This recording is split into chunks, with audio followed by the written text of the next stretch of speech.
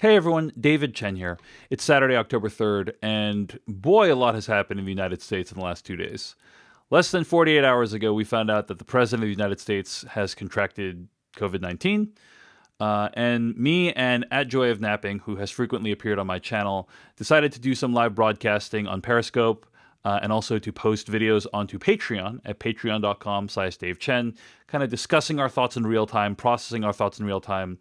In the past, it's felt like when we've done this, it's helped people to process their own thoughts on things because things in general aren't black and white. There's a lot of complexity, there's some nuance. And so what I decided to do is I have edited together the first 2 nights of broadcast into kind of one highlight video. I hope it just gives you a sense of what it was like to live through this extremely bizarre and intense time period of our country's history. Before I show you the video, I just want to say thanks again to all of my patrons at patreon.com/Dave Chen for making this video and many videos like it possible. You'll see some of their names at the end of the video. Thank you so much, patrons. And if you're watching this here versus on the Patreon page, I hope you enjoy the video. Hello, everyone. It's me, David Chen. It is Thursday, October 1st, 11 p.m. A day that will live in infamy. I would say within the last hour, we learned through the New York Times and the president's tweets. Oh, I learned from a friend who texted me. That the president of the United States, Donald Trump, has contracted COVID-19. And I want to say a few things. I mean, there's many things I want to say, and this is a very, very raw piece of audio / live broadcasting or whatever that you're listening to right now. So like most of the stuff I put out on the internet is like it's as refined as a diamond. This is like rough coal. You know what I'm saying? So like, forgive me if this is bold claim on the diamond, but I hear you on the coal. I just want you to know that I'm eating my feelings, which is. My main feeling being I cannot fucking take one more day of this year. So I have built myself a little snack pile of cookies and plantain chips, and I'm going to just scoot away from the microphone while you share your thoughts so that I don't fill people's ears with the sound of my crunching. I feel very, very torn about how to be as a human. You know what I mean? Because on the one hand, I think it is not a good thing to wish harm upon anyone, like any fellow human in general. Like we all have an inner sense of shared humanity, and it is cruel and not good to kind of. I sense a pretty big, however, coming up. More of a butt, you know. So on the one hand, it's like I would never want to wish ill on someone. On the other hand, it's like this is a person who has obviously done a great deal to downplay the impact of the virus, the reality of the virus, has, according to many reports, actively taken steps to make it easier for the virus to spread, has refused to take even the most basic of steps that would hinder the virus. You know, like things like advocating for mass usage, things that like honestly would be costless to him, right? Would like make no difference to his life. That would save misery and suffering of many thousands of people. And like when presented with that opportunity, has refused to take it, right? And now has contracted the disease himself. I mean, what the fuck is going on? Like, I mean, you just said some whole sentences, and my brain is in like, really? Like, is it? I mean, I'm so paranoid at this point because this person is so vicious, self-serving, venal, desperate because his taxes were released, desperate because he bombed that debate performance so badly. Now pushing back against all future, debate change. You could clearly see he's trying to get the other debates like an excuse to get out of them.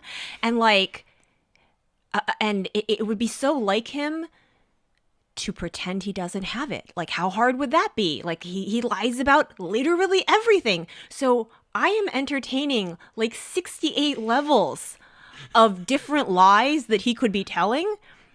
And, you know, why now? Why not earlier? Has he given it to Joe Biden 3 days ago? Like, I mean,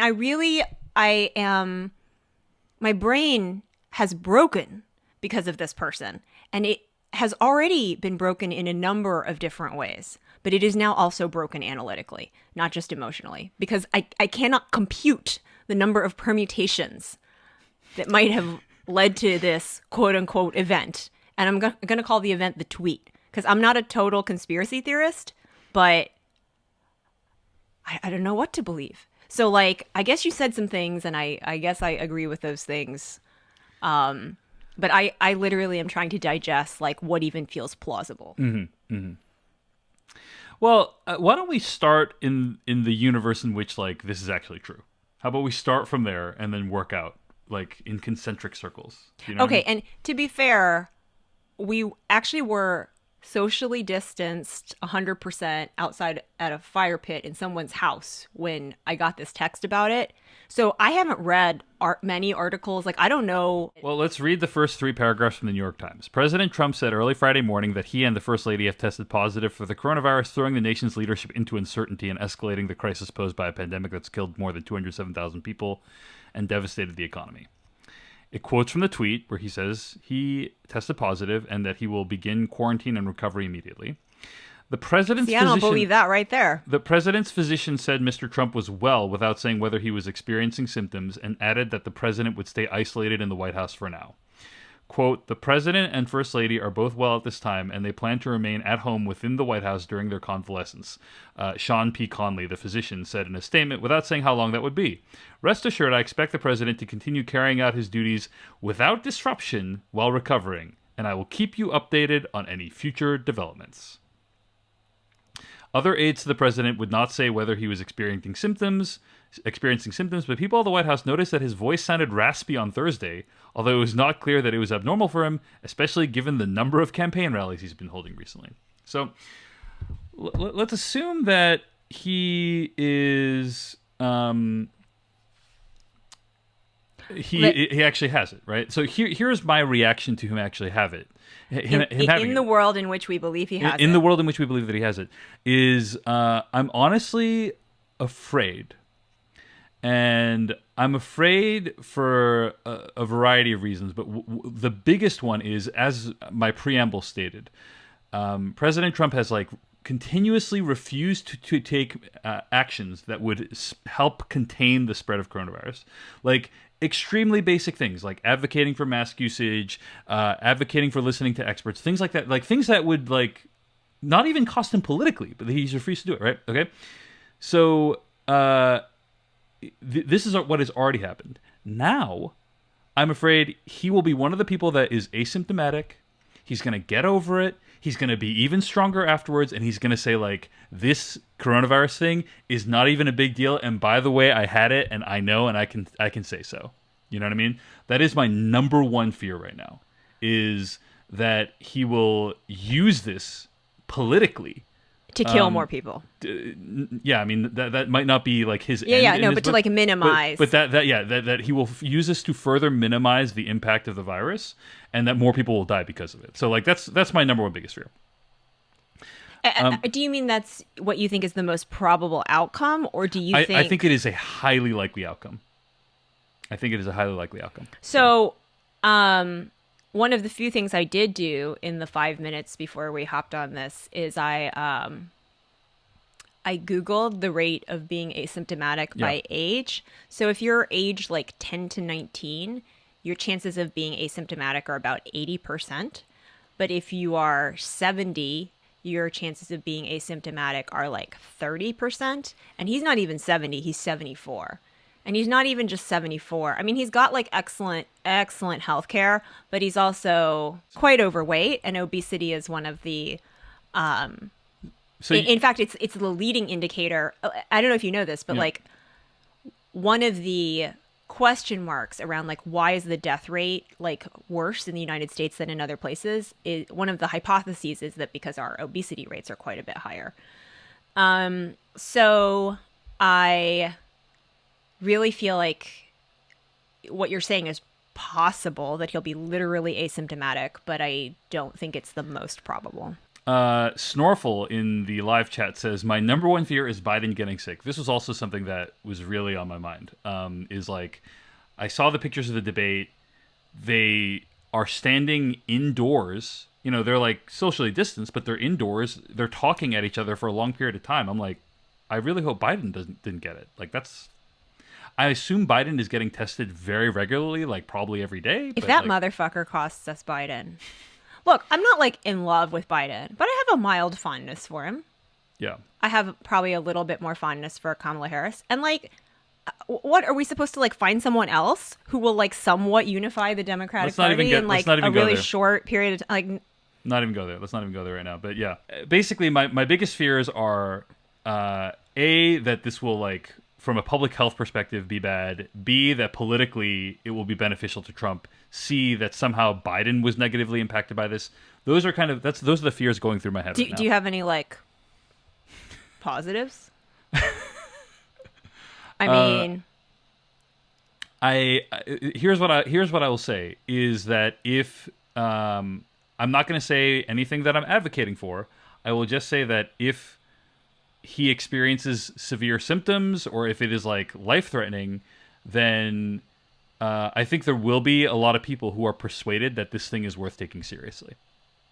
I mean, I think you're glossing over the one big potential positive or even actual positive, which is I do not wish harm to anyone. Like, that's just not in my ethics. But it feels pretty fucking good to say, I told you it was real. I told you it was a goddamn thing. When it ripped through your staff twice, when it hit your Secret Service agents, when you held rally indoors in Tulsa and Herman Cain died as a result, it was real. And it's still real. So, like, maybe some people will now come to the conclusion that it was real. But as of this moment, it is very satisfying to me to say it was fucking real. Yeah, no, that's all correct. I mean, I know we'll move on to the memes and the counter memes and the whatever, but just like for a sweet, sweet moment, science. What about the situation? What could lead us to believe he doesn't have it? Also, apparently someone on Fox News just said, like, they're hearing from the White House sources that the president and the first lady are absolutely asymptomatic. We'll see if that turns out to be true. But anyway, you were saying, what about the possibility that he doesn't have it? So, as outlandish as that sounds, it is not without precedent, I should say. This president has been known for telling falsehoods, lies, as you might say. Some people have documented the falsehoods. You know, by some counts, it's like over 10,000 falsehoods during the course of his presidency, things of that nature. I thought it was more, but yeah. You know, something very high up there, right? So, is it possible that he lied about it? I think it's possible that he lied about it, but it seems unlikely to me that the physician would also be in on it. You know, I mean, I don't know. He has a habit of like shopping for the physician who will say what he wants. No, but this guy, I think this Conley guy has been the physician in the White House for quite a while. Like, let's just make the case for how it benefits him to say he has it, whether it's true or not. Make the case. Number one, a plea for sympathy. Number two, he probably gets out of the debate because he's now going to recuperate or recover at the White House. So, like, definitely no debating. But the first debate went so well. Why would he want to get out of it? Anyway, yeah. Continue. Now, I have heard that I read, I guess, that he genuinely believes that he won the first debate. So, if he does, like, this doesn't make sense. But, you know, number three, an opportunity to attempt to slow the election. It seems to me like he thinks that he controls like when the election occurs, or that some part of his administration does, and that's not true. And, you know, so maybe he would try to say like, we can't possibly have the election when one of us has COVID. Of course, it's like 34 something days away. So like, I don't think that doesn't strike me as the most plausible. I think there's a fourth thing, which is this is a person who absolutely hates any sign of perceived weakness. And so I actually could very much believe that it may be an intermediate alternative is he's symptomatic, but he's going to say he's asymptomatic because he really, like anything that, including like letting someone else finish a sentence, he like perceives as a weakness. So like he is so sensitive about his image of highly toxic masculinity that he, I don't know, maybe I'm making the case that it's real, but so anyway, I think that there are basically like strategy reasons that he might try to fake it. I don't think it's terribly likely. Yeah. I just also don't believe that they would own up to it this fast if he really had it. It doesn't smell right to me. It does seem like suspicious because they have been from literally the first day of the presidency, from like inauguration, you know, to now, everything to like minimize. It'll go away right. one day. It'll be like a miracle. It'll just disappear. I mean, even Dick these Cheney, very very strong lights. You know, like maybe we can get them into the body, and then you know, it's like amazing. Even Dick Cheney, like it took like days for people to find out he'd shot someone or you know, many hours to find out he'd shot someone in the face. And this president is way more sophisticated at covering things up, or at least more intense about it. Probably Occam's razor. The shortest distance between the points is that he's got it, but I'm really struggling. Somebody tweeted recently that there've been like 3 like right-wing populist presidents elected over the course of the last few years: Boris Johnson, Bolsonaro, and also Donald Trump. All 3 downplayed the significance and danger of coronavirus, and all 3 ended up contracting coronavirus. So I don't think that's a coincidence. There's a lot of people who are in the chat right now who are saying, "Oh, poor Melania, like she's trapped with him, etc., etc." I don't know if you guys read the recent Melania biography that came out, but it makes the case rather convincingly that Melania knows exactly everything that's happening, yes. And that complicit is not even a strong enough word. Like, she is enthusiastically a part of the being a part of the first couple. So like, there should be no sympathy for Melania. Like, she knew what she was getting into. She enthusiastically went into it. Don't worry about saving Melania. Like, use your sympathy for other people. Anyway. So I will say, like, people are, I actually have the sense that their relationship is transactional and icy, you know, and they did not look like 2 people that knew each other when they were together on the debate stage at the end. It seems like, to me, though, they were in the physical same place and they probably traveled together to the debate. So I'm not surprised she could get it. And if Hope Hicks has it, I mean, I'm sure they're not the only 3 people to have it. I don't want to be perceived as in any way celebrating the suffering of another human being. So I am trying to be very careful with my language, but I'll just say Twitter is in overdrive right now, you know? Oh. This is the peak of Twitter. Like, I literally don't think even 2016 election, 2020, like nothing is going to top the activity that is happening right now on Twitter, just in terms of the sheer volume and intensity of it. I agree with you. And I think the question will not be like, you know, when you think about other big moments like 9/11, you know, like you watched that on television, but probably like with other real people in your life, it was early in the morning, on the East Coast at least. And like, so you know, like physically where you were, but this will be like, what did you see on Twitter? Yeah. When you heard that Donald Trump had COVID. Like, it's a very strange, like very mediated version of this experience. And maybe we're even contributing to that with this Periscope. But I know that Twitter has no chill for something like this, and that some people will be, dunking on the dunking at this point. But I also was glad that, and I agreed to do this with you because I would like to have like just my actual human response to this before it's like filtered through like people who are then like, it's so meta, like it's so many layers on Twitter. And I actually find it like it's rich in some ways, but it's actually very shallow. And that's not what I'm looking for right now. What, Twitter specifically? Yeah. Yeah.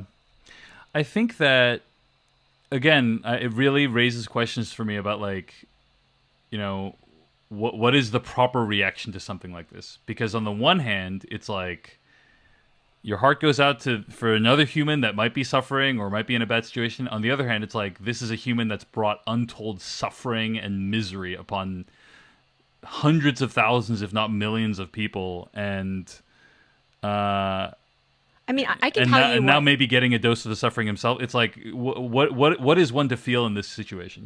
I don't feel anything about him, his lungs, his blood vessels, his potential COVID toes, his potential COVID loss of taste and smell, like all the other symptoms.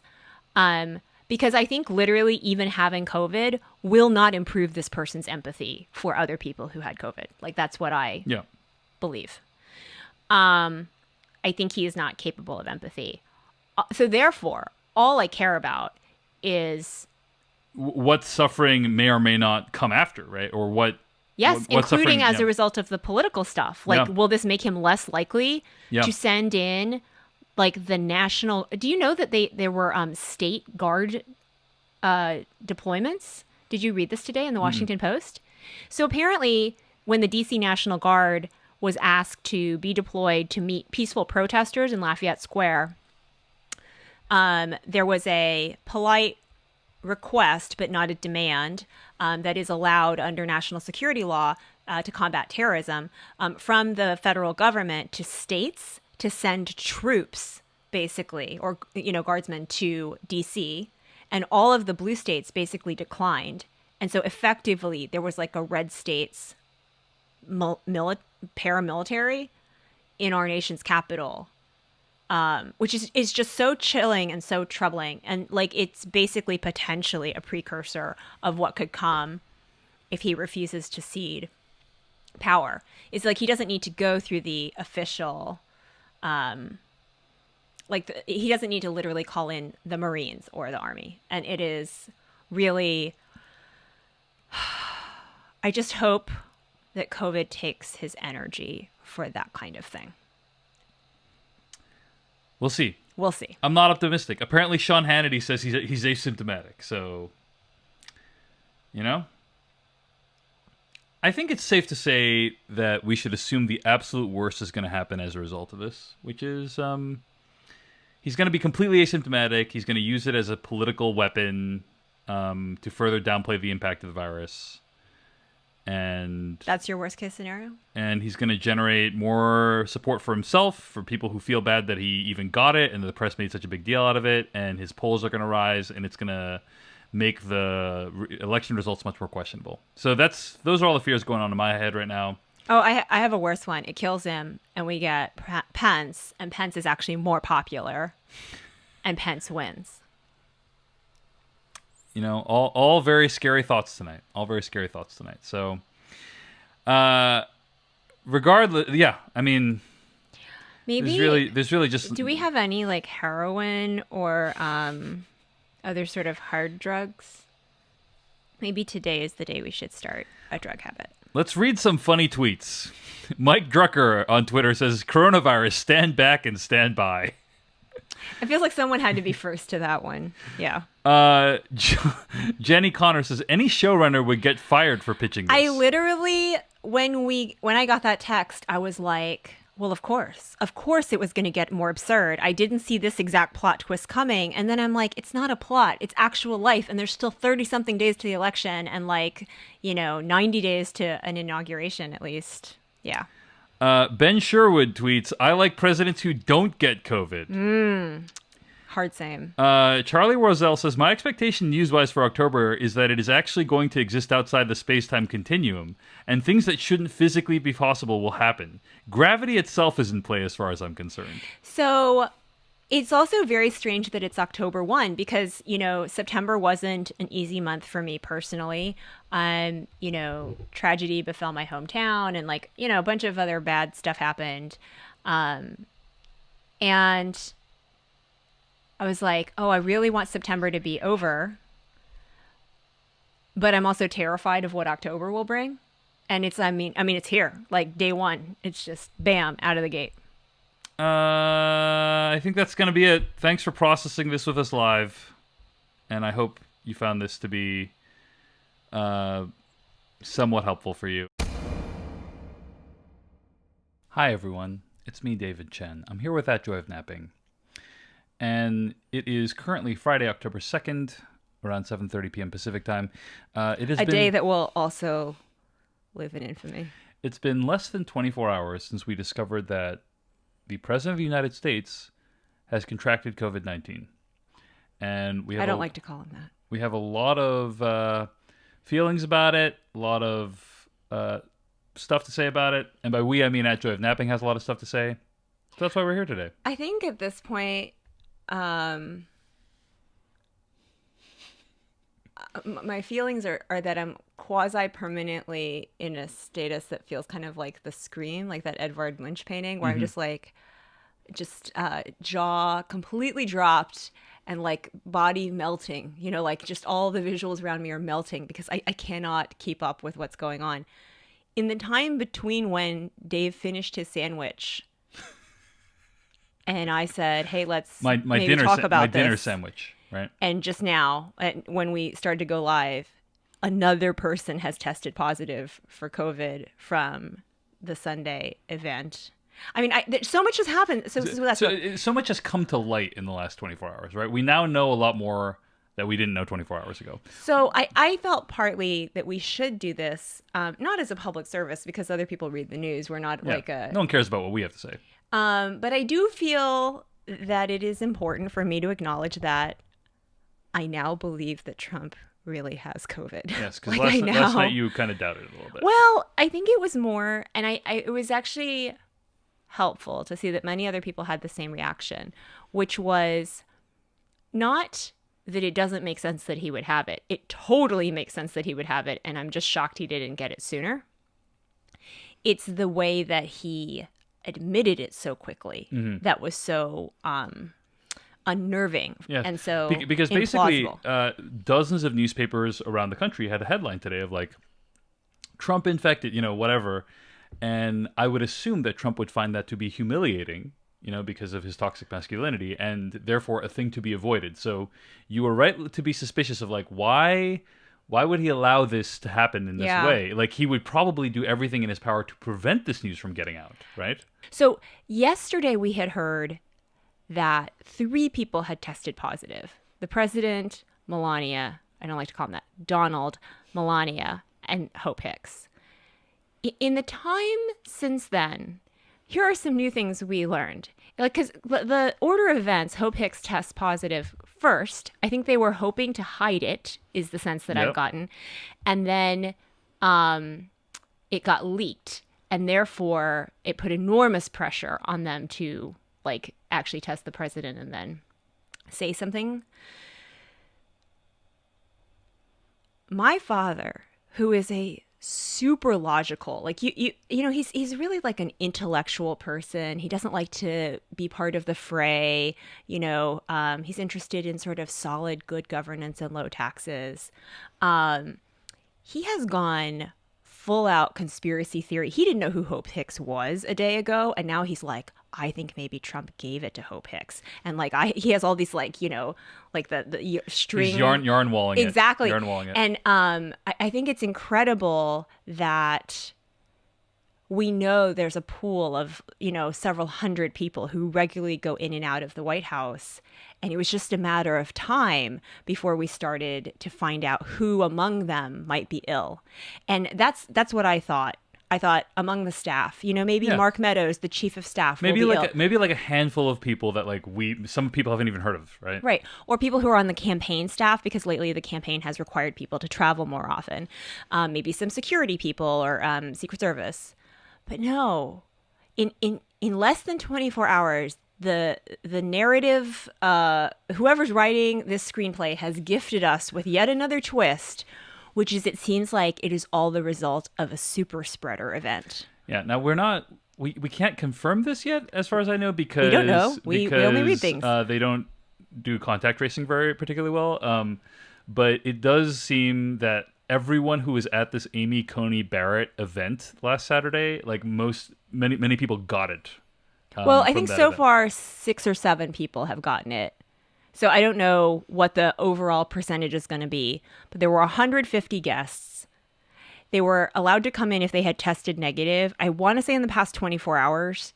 And then it was no masks, like indoors for part of it, like close quarters, mingling. There was like a reception. They just behaved as if it wasn't COVID era at all. And these are some old ass people. No offense to people who are older, like my beloved father included, but like these are people who are in the key demographic They're people who you think would want to be careful about this, basically, and like right? probably have something to lose, I would think. And so I guess presuming themselves to be literally immune from any consequences, they just yucked it up over the shrimp cocktail. And now the Notre Dame president, fact check, I don't know if there was really a shrimp cocktail. Now, the president of Notre Dame, 2 U.S. senators, both of whom are on the Judiciary Committee, Kellyanne Conway, Melania, Donald, they all have it. They all have it. And Hope Hicks.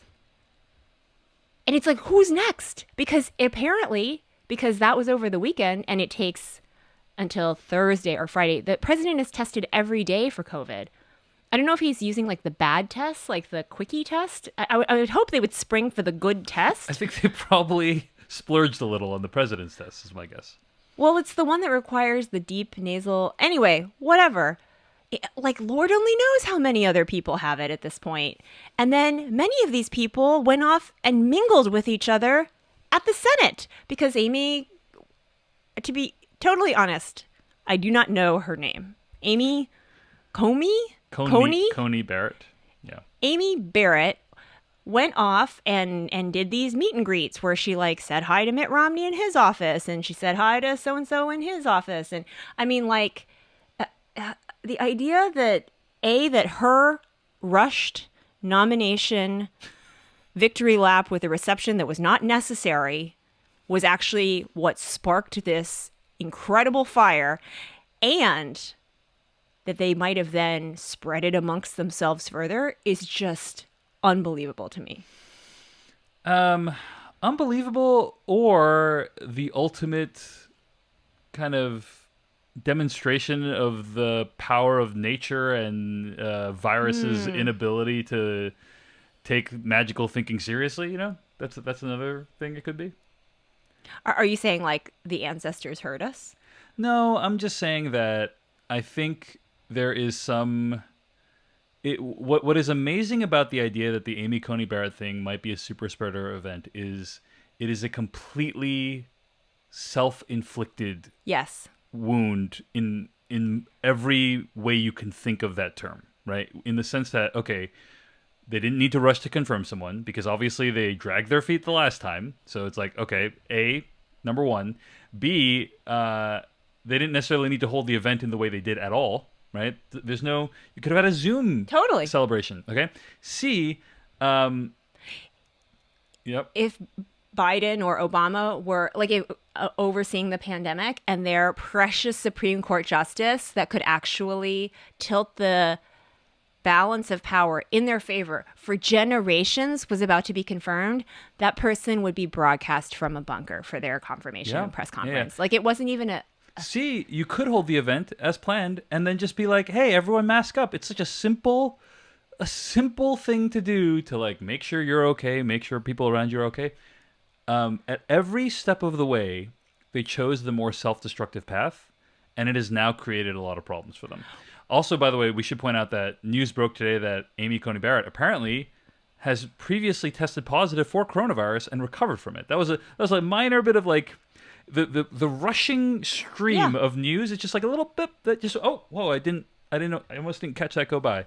But that's another piece of information that and is it possible for people to get the coronavirus again after they've had it? Many signs point to no. Some signs point to yes. We don't know yet. But she was certainly interacting with a lot of those people. I think she's probably going to be fine, but like, we'll see. Right. I just, what it reminds me of, what comes to mind is the early days of COVID where like, oh, a business person flew from Wuhan to Switzerland and, they were like, no big deal. Like, I feel a little sick, but I'm just going to go on my vacation to France anyway. And it was really like this global elite that spread it. The people who should, in theory and in actuality, have the most to lose. Donald Trump, Melania Trump, Kellyanne Conway, Hope Hicks. There's no more inner circle than it gets than these people are the people that are testing positive. I don't know what happened to the waiters at this event or the people who, like I have now come to associate COVID more with people who are in jobs where they can't socially distance because they're delivering things or they're having to work in grocery stores or, you know what I mean? Like it's become a poorer, browner, blacker disease. And it is amazing to watch it just like laying waste. I mean, I don't know how these people are feeling, but in terms of like who it is actually showing up in, it is literally some of the most powerful people in the world. Yeah, and I think one of the things that people have taken away from this is if they can't even protect the president, his inner circle, like all these people, like they're certainly not protecting us. They're certainly not. And people, I saw people pointing out like, hey, they can't even keep the president safe. Like, why are they sending teachers back into schools? Like, why are they doing blah, blah, blah? And it's like, yeah, they were extremely cavalier. A lot of reports came out in the last 24 hours of how all the people from Trump's side refused masks at the debate. Oh, right. They were offered. Yes. I know it feels like it was like three days ago that happened, but it was like Totally. 8 hours ago we found that out. A lot of stuff has come to light in the last 24 hours. Well, so I mean, another thing though, cavalier, I think is a little generous because the rules of the debate were you're going to wear a mask. And they all showed up, I think, wearing masks, but then all took the masks off. And then when Cleveland Clinic personnel attempted to give them masks, they were like waved away. And they don't want to be photographed wearing masks. Like that is like the most important thing. They consider it weakness, I think, right? I think partly it's like honestly, like a little bit of it's become a coded signal. Yeah. You're a libtard cuck if you wear a mask or something like that. It shows your invincibility relative to a bunch of other people who wear masks. I mean, it's very interesting. I think if you think back to a year ago, if you had seen someone wearing a mask while walking down the street, you probably would have thought they were like paranoid or something's really wrong with them. Right? But in fact, now, like many people, when I see someone with a mask, I'm like, "Thank you, kind lady or kind sir." Like, thanks for being considerate. Yes. We hung out with friends last night, outside, dear friends that I really like and care about, and we were sitting outside in front of a fire pit. We're like really socially distanced, and they wore masks. And I think they wouldn't have worn masks if we weren't around. But I agree. They respected our level of comfort, and they all wore masks even though we were outside. There's a fire pit. Like, the fire is, like, destroying all the COVID particles, and whatever. And it's just like, yeah, if you're wearing a mask, you're, like, being considerate of people. And it's not like we think that the mask is like a bubble, like a moon suit. It's just like the preponderance of evidence is that masks help some. So like, why would you not do it if you were going to put yourself in these incredibly high risk situations, like sitting next to each other indoors? Like there's a certain number of times the air needs to circulate through the room per hour in order for it to be considered safe. I was terrified that Biden had it. I'm still terrified, to be honest, because like it's only been, when was the debate? Tuesday or Monday? Mm-hmm. I don't know. Blur's Day. It's all, who knows? But 4 or 5 days ago. So certainly he could still develop symptoms. And that is really really nerve-wracking as well. Tom Tillis, who is one of the two Republican senators who has tested positive for this, is in a super close but kind of losing election fight in North Carolina. And so I'm super curious if he's going to suspend his campaign. Trump effectively has. Biden has pulled all negative campaign like ads or references, which I think is, very reasonable thing to do. So but Biden's still traveling. There's a few things. Yeah, there's a few things that we learned in the last 24 hours. One is that there was talk about like whether or not Biden would suspend his campaign, right? Like in the past, when like one of the candidates has gotten really ill, I don't remember. I think it was like Woodrow Wilson or something. I don't remember which election it was, but like the other person like suspended their campaign for a little while the other candidate healed or was sick. But we haven't heard that he's going to suspend his campaign. Let's see how sick Trump gets. Biden and Kamala Harris both have tested negative. That was a big concern that we had last night. But they seem to be okay. And I hope from this point forward, like for the debate, like whatever debates come next, if there are debates, which we don't even know, that they are extremely careful and assume that their opponents are going to behave as recklessly as possible. I have a question. Do you think this vice presidential debate is really going to happen?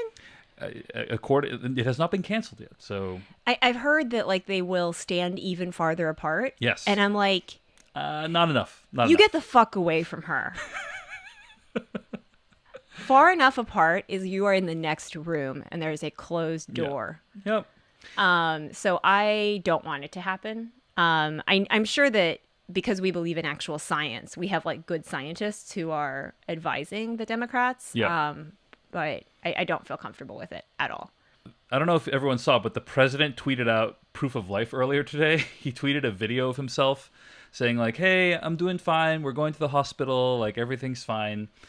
And there have been reports that like he has actually been deteriorating. According to Ashley Parker from Washington Post, as Trump's condition worsened, he and his team made the decision to send him to Walter Reed before he deteriorated further, and while he could still walk to Marine One on his own. And there's a Washington Post article entitled "Invincibility Punctured by Infection: How the Coronavirus Spread in Trump's White House." Many people have pointed out that because of all the lies that have occurred since now, this is the time when we need the most honest, transparent information so that we can have like continuity of government. But how would you know if you had honest, transparent information? I mean, that's the whole point of this poisonous set of attacks on the credibility of our institutions. Is that you don't even like they could say absolutely the truth about him and I would have no idea. Yeah. So this is a problem we're in right now is we need this information and it's going to be very hard to trust anything that happens at this point. I mean, here's a question I have. What is this random experimental treatment he's been given literally the moment he arrived? I mean, don't you usually try like there's something called standard of care, you kind of try the things first that why it's not hydroxychloroquine injecting bleach or trying to shine a very bright light inside his body. So like that, I guess, is good. But like, I find that shocking. And it's actually, to me, I know the guy is very reckless and sort of into quack cures, but I also know he's a germaphobe and he's paranoid. And so I would think he would not try this if it weren't like if he had a fever and a cough. I don't know that I believe he would try this. What do you think? Well, this doctor, Jeremy Faust, MD, MS, ER physician who does health policy and public health at Harvard, sent out a voice memo today. Did you see this voice memo? He said, quote, "It's Jeremy Faust here. I'm about to step into a meeting, and I'm sharing this with you. I've never used this audio function on Twitter before." This is a transcript. "I'm very concerned about the president's team giving him an unvetted, untested treatment. This has not been shown to work in clinical trial, and this is a problem. Either they don't know that, and they can't read the medical literature, or they do know that, and they're being overridden by the president and whatever advice he may be getting from someone else who hasn't really appropriately addressed the literature and understood what it said. And lastly, the people will see this and think this is a treatment that you should have. And if we don't give this treatment to people who have the coronavirus, that we're denying them special treatment. In reality, that's not the case. We shouldn't be giving the president the medication until it's been proven to work. We should not be giving it to anybody. and we shouldn't be treating the president as a guinea pig and experimenting on him. Well, that's the part that's very upsetting, is like the whole reason it's experimental is because you tested on a large enough population that it has some variance in it so that you can pick up, Yeah. side effects don't necessarily occur in 100% of people. And so it's just, again, like quite shocking to me. I'm sure he was like, give me the best thing, the most promising thing out there, and I want it now. But like, surely he would not do that over a headache and a cough. Yeah. So I think we just have to be very skeptical about whatever comes out of the White House in the next few days. It does seem like it is serious, though. So we'll see what happens there. But yeah, so something else that's happened in the last 24 hours. How are you? I'm curious. Like, we both worked quite a lot today and got off kind of late. What is your like lived experience of this like? One of the trends I've been seeing online is there is a lot of conservative victimhood, self-victimizing that goes on online. Like, conservatives feel like they're extremely oppressed, right? Everyone's always attacking us. The system's rigged against us. The news media is liberal, like all these things. Western culture is the last thing that I'm allowed to celebrate, even though I'm so proud of it. Yeah. And I think that's definitely in full swing because you have lots of people online basically doing the Twitter equivalent of dancing in the streets, right? And celebrating the fact that, a extremely cruel and malevolent person who has inflicted suffering upon millions of people, like horrific suffering, children's ripped from their parents, forced hysterectomies, people dying from coronavirus alone away from their families in deaths that could have easily been prevented, like all these things. So there's people like dancing in the streets, and then, conservatives are like, well, how dare you? Like, like, look at what you have become, you've become the enemy, like, da-da-da-da. And it's like, and then there's the backlash to the backlash, which is basically that, like, this president set the tone, like this is a guy with almost unlimited power, unlimited resources, who uses his abilities for evil. There is no punching down in this situation. It is only punching up. And yeah, so, I don't know if the New York Times is even going to slow their roll on the tax return stories. Do you remember the tax return stories? I know. I've been kind of like grappling with like those thoughts. You asked what my lived experience was. Like, I've been grappling with like the idea of like, if somebody's really cruel and they ignore science, and now they are getting harm inflicted upon them in the most metaphorically like poetic justice way imaginable, is it okay to take satisfaction in that, or should we never wish harm upon a fellow human being or upon the leader of this nation, ostensibly the leader of the free world? I don't wish harm upon a fellow human being. I wish for the secondary harms that you described, of like the detention policies, the flip-flopping on immigration that leaves people's lives in the lurch, that leaves them, like thousands of dollars poorer because they're like trying to scramble to react to these things. Obviously, the economic devastation, the lives lost, the isolation from your family, et cetera, et cetera, et cetera. I would like for all of that, if not to magically go away, then at least to be fought. I'd like that to be reduced. And if the cost of that is for one person no longer to be in power, that it would be like a pretty reasonable trade to me. And you're not saying like necessarily that he would die or anything. No, just like, that but like, he'd lose the election and like leave and not like order armed, troops into the streets. I think one of the things that's been most alarming leading up to before the events of yesterday is like the attempts at voter suppression, ballot, box removal. basically delegitimizing our democracy, right? No, making it harder to vote and delegitimizing the democracy and gerrymandering. And, it's so obvious, like, that the Republican Party was under consent decree for 35 years for voter deterrence efforts. You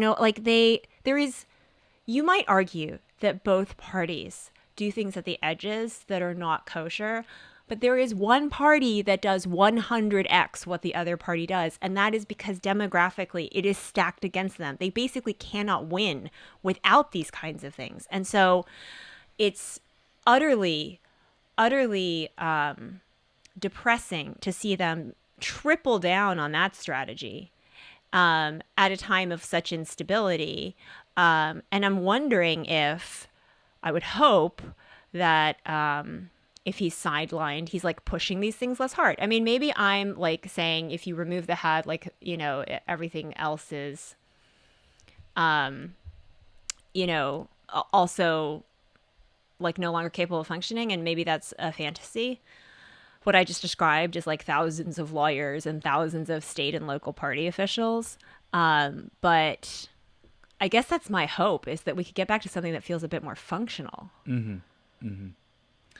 And of course, like the flip side of that is like the possibility that we may never return to anything even close to functional again. You know, I can't think straight. You know, I stayed up until I forced myself to take melatonin at like midnight and then fell asleep at 1 a.m. and woke up at 7 a.m. Actually at 1 a.m. Pacific time. It was 4 a.m. East Coast time. And part of the Schadenfreude scrolling or whatever it was that people were doing last night is like people on the Pacific time zone being like, wow, this is what it's like to live on the East Coast, like to know things first. So at 4:15, my best friend wakes up in Virginia in the middle of the night. 4:15 a.m. Yes. And texts me and she's like, oh my God, I just woke up in the middle of the night and I will not be able to go back to sleep again. And like I have felt both exhausted and wired at the same time for like every minute. You know, even though I technically did fall asleep because of the melatonin, I woke up early. Sometimes you have a meeting and then you have another meeting, and in between you might just sort of glance at the headlines or you might glance at your phone. There was one point at which I had 2 hours of meetings. I looked down, my phone has 19 text messages. Some of them were about the salads we were going to have for lunch. And a bunch of them are like, one of them said, is this real? And I'm like, is what real? Like, I don't even, like, what's the latest thing I now have to react to? So I have felt it's both utterly exhausting and yet strangely like addictive. Mm-hmm. Do you know what I mean? Like I'm terrified that I'll miss another thing if I don't keep checking in. And so I feel like I just cannot keep up. Yeah, I think there is this kind of irony. Someone in the chat room pointed out this irony of like Trump getting it after, like every Chekhovian gun is basically being fired right now. At the debate, he's like, I've got a mask, but you won't see me wearing a mask like this guy. Like I have, like, I mean, it's every Chekhovian, and it feels like what the last 4 years has been about to me in a big picture narrative type of way is like, you know, I remember at Joy of Napping, something that you said to me a long time ago was, I once had a storage unit in an apartment that I lived in. And you were saying, here's the thing about storage units. It contains every decision you have ever put off. And I think that the last 4 years have been about all the chickens coming home to roost. Every weakness in our society that we have put off has come to a head in the last 4 years. All the stuff that we thought like, oh, hey, state execution of like people of color, like like prosperity is fine. Let's keep going. Keep going. Oh, public health being gutted. Yeah, whatever. Education not having enough resources. It's okay. The stock market's good. It's good. And then it's like, nope. Sorry, you can no longer sustain the level of growth or optimism or whatever you were at. It's time for the chickens to come home to roost. And that's been the last 4 years for me. And this week has been really a compressed version of that. It's been Donald Trump, this guy who like not only ignores science, but like actively impedes our scientific institutions from doing work that's good. A guy who is old, medically classified as obese, has like a lot of risk factors for COVID. He's fine. He finally has gotten it, and it's like it's the It's like it's all just chickens coming home to roost. Like everything. I mean, when we finally did yeah. go clean out that storage unit, it was horrifying. There were literally CDs. There were boxes of papers that were from old classes that you were never going to look at again. I think there was like a radiator that we still have it, but whenever we plug it in, it feels like our electrical bill jumps by like $200 that month. Mm-hmm. Yeah, so that was a horror show. Good memories. Yeah, so that's been my experience of the last 24 hours is just, but also I want to say that I still have a lot of fear. Like, I started this entire thing when we did the broadcast last night. I was like, I'm afraid he's going to be asymptomatic. He's going to get better. And he's going to be like, look, it is fake. Like, it's not a big deal, and like that would cause more, if that happened, people would die. Like, more people would die unnecessarily as a result. And that was very sad to me. I'm no longer afraid of that specifically because it does seem like he does have quite a few symptoms, and like who knows what the next few weeks are going to be like. Maybe he'll recover quickly, maybe he won't. I have no idea. But I am afraid that like if something catastrophic were to happen to him, we're fully through the looking glass at this point. Like we can't even predict. There's this thing there's this common trope in sci-fi movies where like people can predict the future, but there's like a gap. There's like, oh, I can't see, like in the show Devs, there's like, oh, we built a machine that can predict the future, but it can't see past 37 hours into the future from now. And like, who knows what's going to happen? I don't know, but we're going to find out during the show. That was the election for me, was like, it's this like unknown period. And now that has moved up by 5 weeks to like literally Monday. We don't know what's going to happen. Like, anything is possible now. Well, that's a lot to not contemplate, I guess. But I think my I hear what you're saying, and it part of the reason I'm so on the edge of my seat checking for the next episode or the next installment in whatever the F this is that we're living through, is because each thing also feels like it's another, not just another event, but it's another data point towards what you're talking about. Like if another prominent Republican tests positive every hour for the next 10 hours, this will be like legitimately a terrifying outbreak because each one of them then went home and, it is a super spreader event probably, right? And under such controlled circumstances where everyone had to test negative for COVID 24 hours before showing up. Like, anyway, I think you start to ask yourself all these complicated constitutional questions, ballot questions, certainly like what might he do in terms of the campaign. But like for him, does it really feel realistic that someone who is going to look, he's got very cautious and very expensive medical care, but there are medical facilities at the White House itself. And that was not considered sufficient for whatever is going on with him. So he went to Walter Reed. And maybe it was to have the photo op, of him walking to Marine One instead of being wheeled to Marine One or carried out on a stretcher. Maybe it's all, again, out of an abundance of caution. But is it realistic to expect someone who comes down with COVID and goes to the hospital for several days to then be debating someone 2 weeks later? Like, it's starting to feel really implausible. And, like, for me, every day that passes, it will feel more implausible. Yeah, I mean, I don't agree with your viewpoint, but I understand. Well, you tell me your viewpoint. At Joy of Napping, often, like, plans for worst-case scenarios, which is understandable, but, like... You're the worst-case scenario person of this relationship. I thought, until I met you.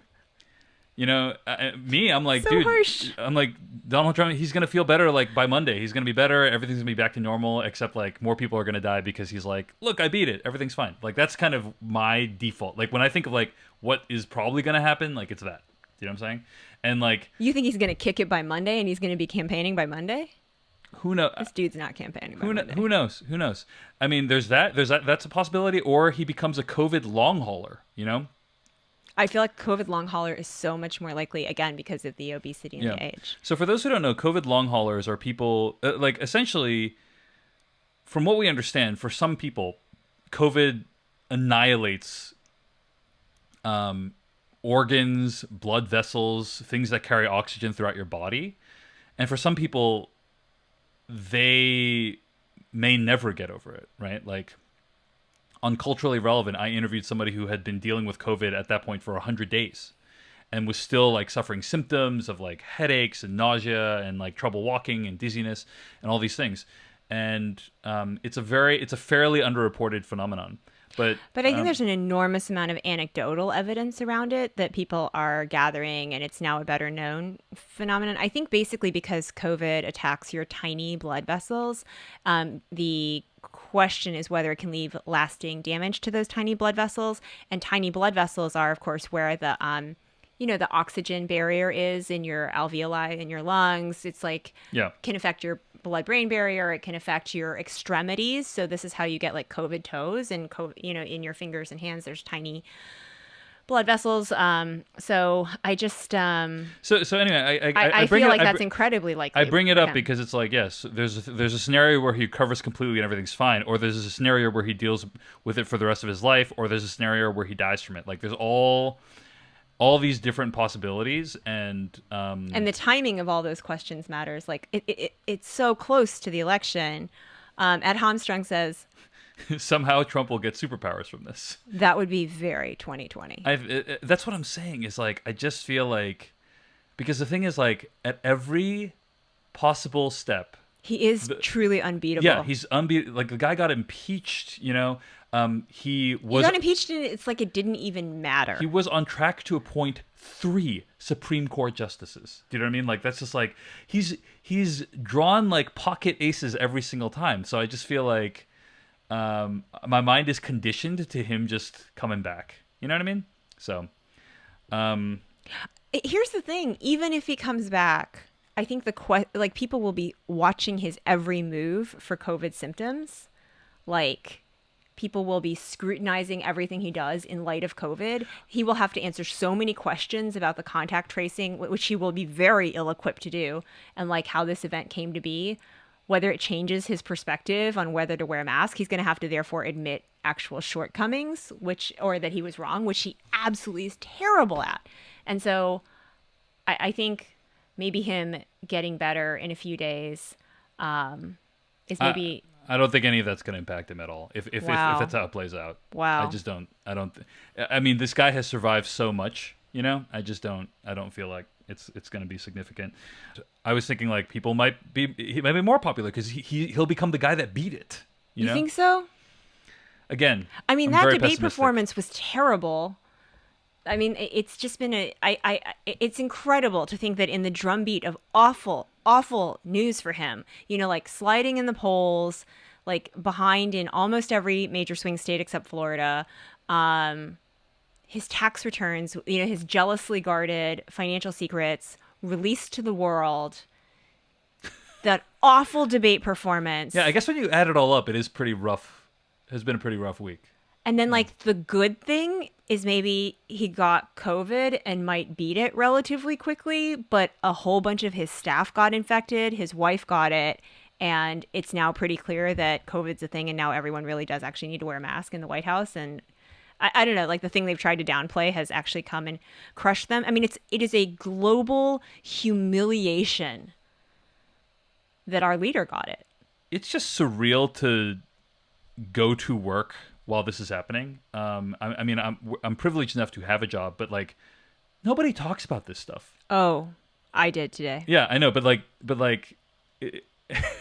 I mean, I'll tell you because I just broke. Yeah. It's not because somebody else brought it up. I had multiple calls where someone was like, "How are you?" And I'm like, I really don't know how to answer that. Or I had another call with someone I'm a little closer to, but it was like theoretically for like work related stuff. And I said, I know we have an agenda, but can we just talk for a moment about how bananas every minute has felt for the last... Someone that wasn't you said that? Yeah. No, I said that. Oh, yeah, okay. And then we just basically like but I'm saying halfway shouted over each other. I'm saying it's you and me, though. That's what I'm saying. Is like, is the thing is, if I could have gone to work today and no one would have mentioned it. And I just am like, it's, first of all, I think it's a sign of how dedicated everyone at my company is in general. But also, it just feels like, okay, if this isn't going to like get people talking around the water cooler about things, literally, I cannot think of anything that will. You know what I mean? Like, do you think it's partly because we're working from home? 100%, Because I think if 100%. like we were at If the we were water at the office, cooler, yeah, there'd be like 15 people on the way gathered to the around microwave, like the we'd be- television yeah, where exactly. CNN is like staring at it like, holy crap, Yeah. what is happening? And this So- is what you lose, you know, when you're not in the office, is like that kind of like camaraderie when like national events occur. What So- I find really bizarre is that at some point when I'm having these conversations, we actually have to finish the thing that we, set up the time to talk about. So I'll be like, okay, so anyway, the thing about, this agenda is like, let's tackle item 2 first. And it's like, it's really, really weird, the switching back and forth. I think a lot about this article that you shared about living through a 10-year civil war in Sri Lanka. And like, maybe one moment you're playing Scrabble with your friends, the next moment you're stepping over a dead body outside, and then after that, you're out for a night on the town with a glass of wine. Yeah, that is what it feels like. It's like, are we not talking about the fact that our entire government might be in a massive state of crisis? Like, what would get people to talk about this if not this? But those deliverables the gears gotta be delivered. The gears of capitalism grind on. Okay. Thanks, everyone.